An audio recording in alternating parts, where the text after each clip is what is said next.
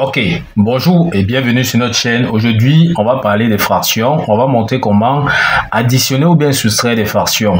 Nous avons quelques exemples d'applications là que nous allons donc traiter. Si on regarde dans l'exemple A, il est question donc de calculer 2 tiers plus 5 tiers. D'accord? Ce qui se passe ici, c'est qu'on constate que les deux fractions-ci ont le même dénominateur. Déjà, il est question donc de savoir définir donc une fraction. Une fraction a un numérateur qui est au-dessus et ce qui est en bas, on appelle ça dénominateur. D'accord? Donc, pour pouvoir additionner les fractions, il faudrait qu'ils aient le même dénominateur comme ici. Bon, comme ils ont le même dénominateur, on dit donc qu'ils ont le même dénominateur commun. Donc, du coup, pour calculer dans la fraction ici, on maintient dans le dénominateur commun ici, qui est donc 3. Ensuite, tout ce qu'on a fait, c'est d'additionner dans le numérateur. Donc ici, on additionne donc ici 2 plus 5. Et en additionnant donc 2 plus 5, ça nous donne tout simplement donc 7 sur 3. Donc voici donc la réponse finale. On prend donc un autre deuxième exemple ici. Nous avons donc 5 septièmes ou bien encore 5 sur 7 moins 2 sur 7. Ce qu'on constate ici également, c'est qu'ils ont le même dénominateur, d'accord, qui est 7. Donc, ils ont un dénominateur commun. Donc, ce qui se passe, c'est que on maintient donc le dénominateur commun qui est donc 7. Et tout ce qu'on a fait, c'est d'additionner dans les numérateurs. Le numérateur de la première fraction ici, on voit que c'est 5. Moins le numérateur de la deuxième fraction ici, qui est donc 2. En calculant tout simplement ici, on aura donc 5 moins 2, ça nous donne tout simplement 3. Donc le résultat, c'est tout simplement 3 septièmes. Maintenant, on va voir donc le troisième cas. Ok, nous sommes donc sur le troisième cas qui est donc de calculer 3 quarts plus 1 tiers. On constate ici que les deux fractions n'ont pas le même dénominateur. Donc du coup, il va falloir trouver dans le dénominateur commun. Donc, comment on trouve dans le dénominateur commun? On prend tout simplement dans le dénominateur de la deuxième fraction ici qui est 3. On multiplie par le dénominateur de la première fraction qui est 3 quarts. D'accord? Comme on a multiplié le dénominateur par 3, on multiplie également donc le numérateur par le même nombre qui est 3. Donc du coup, ça veut dire tout simplement que notre première fraction n'aurait pas changé parce que 3 et 3 peut encore se simplifier et on aura encore 3 quarts.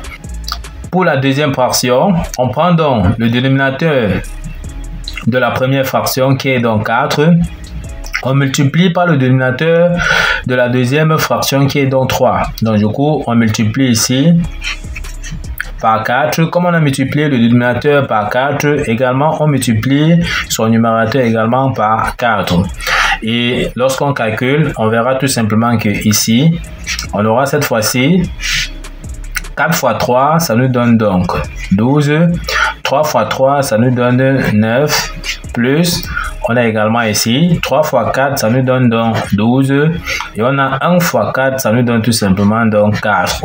On voit bien qu'on s'est ramené dans le cas précédent qu'on a traité tout à l'heure. On voit que cette fois-ci, ils ont donc le même dénominateur commun ici qu'on voit qui est donc 12. Donc pour calculer donc ceci, on fait comme tout à l'heure. On maintient tout simplement dans le dénominateur commun qui est donc 12 et on additionne dans le numérateur.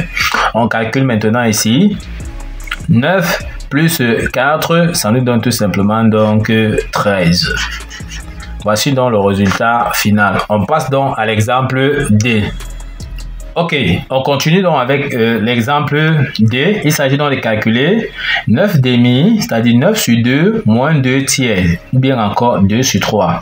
On constate également ici que ils n'ont pas donc le même dénominateur. Donc du coup, il va falloir donc chercher le dénominateur commun. Comme nous avons dit tout à l'heure, on va donc prendre tout simplement donc le dénominateur de la première fraction qu'on va multiplier par le dénominateur donc de la deuxième fraction qui est donc 3. Du coup, si on a multiplié le dénominateur de la première fraction par 3, on va multiplier également donc le numérateur par le même 3. Donc du coup, on aura ici 9 multiplié donc par 3. Donc on multiplie le dénominateur par 3 et le numérateur par 3 pour ne rien changer de l'expression. Parce que 3 et 3 peuvent encore se simplifier. On va toujours rester avec nos 9 sur 2. D'accord? Maintenant, moins On continue. On multiplie le dénominateur de la deuxième fraction par le dénominateur donc de la première fraction. Donc ici, on doit donc multiplier tout simplement donc le 3 multiplié donc par 2 ici. Qu'on multiplie également donc le numérateur par 2. D'accord, pour ne rien changer. Donc on multiplie le dénominateur par 2 et on multiplie le numérateur par 2 pour ne rien changer.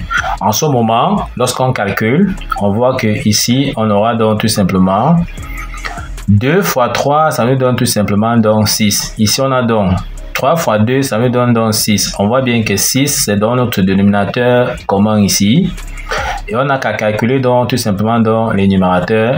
On va donc faire tout simplement 9 multiplié donc par 3. On voit tout simplement que ça nous donne donc 27 moins qui est ici 2 fois 4, 2 fois 2, ça nous donne tout simplement donc 4. On va calculer tout simplement donc 27 moins 4. D'accord, en calculant donc 27 moins 4, ça nous donne tout simplement 23 sur le dénominateur commun 6 que nous avons bien vu. Voici donc le résultat. Ok, on passe donc à l'exemple E. Regardez bien l'exemple E qui est donc 6 cinquièmes moins 3 quarts. D'accord, on veut donc savoir c'est égal à combien. Si vous avez donc suivi les différents exemples que nous avons fait, essayez donc de nous laisser vos réponses en commentaire. Ok, nous sommes donc arrivés au terme de cette vidéo. Ne manquez pas de liker la vidéo, de partager la vidéo aux proches et amis et d'activer donc la cloche de notification pour ne pas manquer nos prochaines vidéos. Sur ce, à bientôt.